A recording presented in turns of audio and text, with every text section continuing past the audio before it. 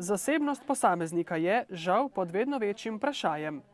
Predvsem zato, ker je treba opozarjati tiste, ki rokujejo z našimi osebnimi podatki na to, da prekomerno zbiranje podatkov ne vodi v nič dobrega, vodi v družbo nadzora. In pod prste je treba gledati tako javnemu kot zasebnemu sektorju in to pravzaprav počnemo vsak dan. Je družba popolnega nadzora realna možnost? Jaz upam, da ne. Jaz upam, da bodo vodilni oziroma možje, ki nam vladajo in gospe, v Sloveniji je žal bolj malo, imeli toliko pameti v glavi, da ne bodo dopustili popolne družbe nadzora. Če ne bomo prosto in svobodno razmišljali, potem je konec družbe razvoja in to za nobeno družbo ni dobro. To je potem diktatura.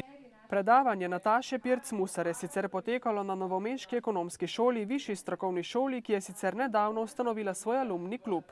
Namen našega novo ustanovljenega alumni kluba je predvsem v povezovanju naših diplomantov, tudi sedanjih študentov, zato da jih navadimo na to, da vidijo neke koristi od tega ponovnega druženja, povezovanja. Potem namen je vsekakor tudi, da se povezuje šola s prakso.